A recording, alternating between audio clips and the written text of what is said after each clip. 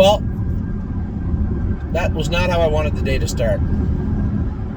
Getting beat with 2 favorites and racing in the pouring rain, not my preferred activity.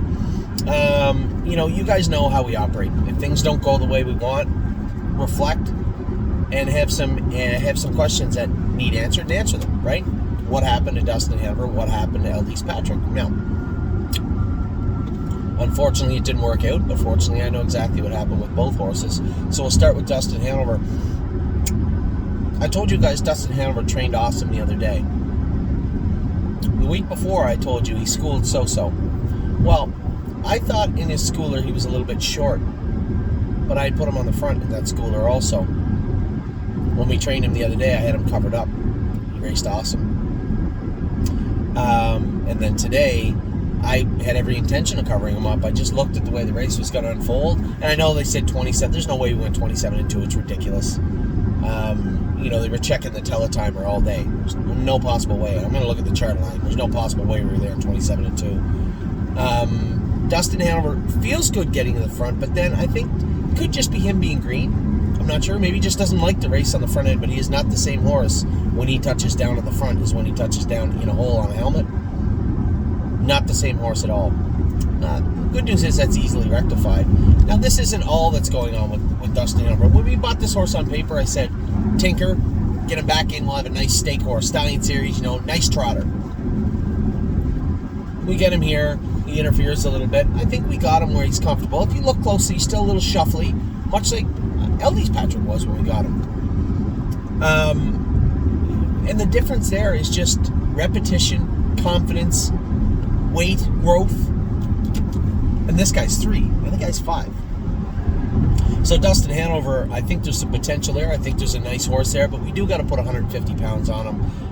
And I've seen this. This is certainly not a dig on anybody that had the horse before. But when you're training a horse down with certain expectations and you're training them, they'll tuck up. They'll lose weight. You've heard us talk about that. We need to put the weight back on the horse. We need to work to put weight on the horse. We talk about this all the time. This is just not our barn. It's every barn. These are living, breathing animals. When they get stressed out, they lose weight. So we have a tall, lanky trotter that can go. He's already schooled in 57. I don't know what he trotted today, but he's schooled in 57. Got lots of talent, but we need to put weight on him, put some confidence in him. Now, the easiest way for me to look at this is simple. Any horse with any talent can make upwards of $100,000, right? That $100,000, 10 wins, that type of thing is usually where things start to get a little salty, like they get with Patrick, right?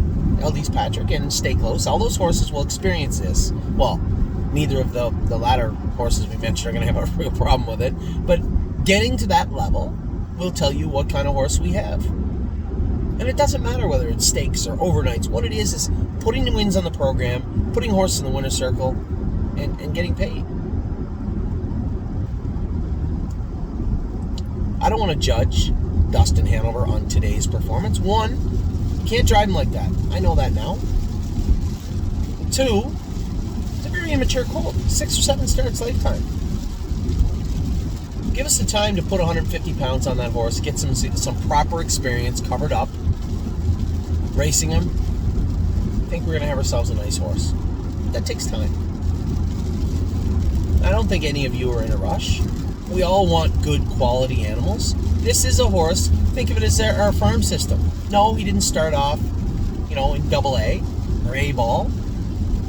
We got him at a AAA. We expected and hoped he would come up into the big leagues. An awful lot of baseball analogies there. You guys know what I'm saying.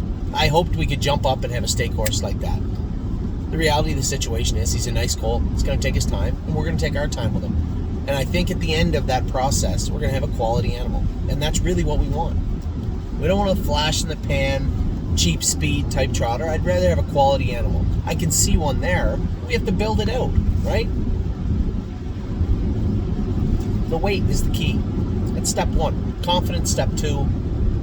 Then we can revisit Dustin Hanover and see what kind of horse we have.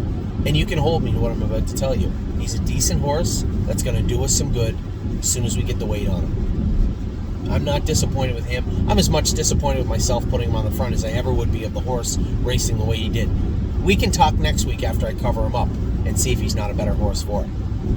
Then we can have a different conversation. But I think the conversation will go much differently from my end, telling you how well he raced, not trying to make some bullshit excuse why he didn't. He did not feel comfortable on the front tonight.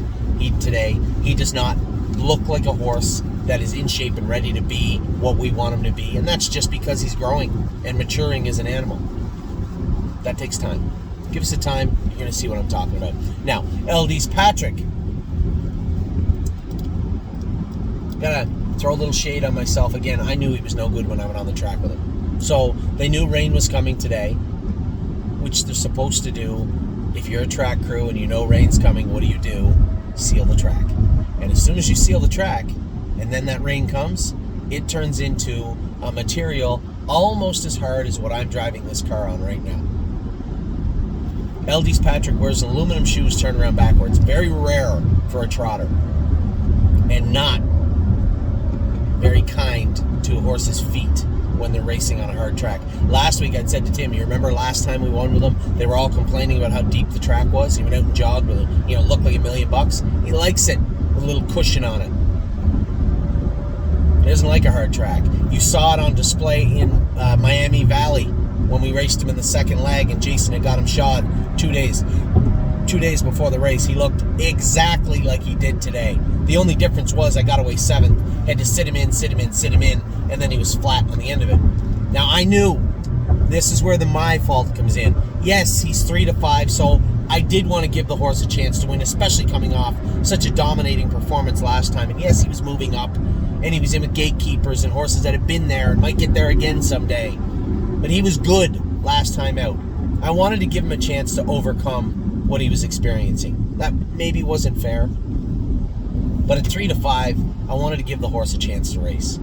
I knew it wasn't his day today, but that didn't mean he still couldn't, find his way to the winner's circle. I just asked too much of him. I knew when I moved him, I thought that Ridge would pull his horse over backwards. We clear to the front, 57 in a piece. They'd leave me alone to the head of the lane. I might sneak out with a winner, but we get a bone. Instead, I get pushed over the half and 56 in a beat. Again, I want to check the teletimers. I want the official results on those teletimers today. They were checking them all day and revising the first 2 or 3 races, the chart lines on the horses. I don't know if we were there in 56 and 2. We might have been, though. And if we were, that's what it cost me to remove him to the front. I drove him like a 3-5 horse, although I knew he was not as good as the week before, the start before when I drove him. But that didn't mean he couldn't win. So I will stick up for myself, I guess, a little bit.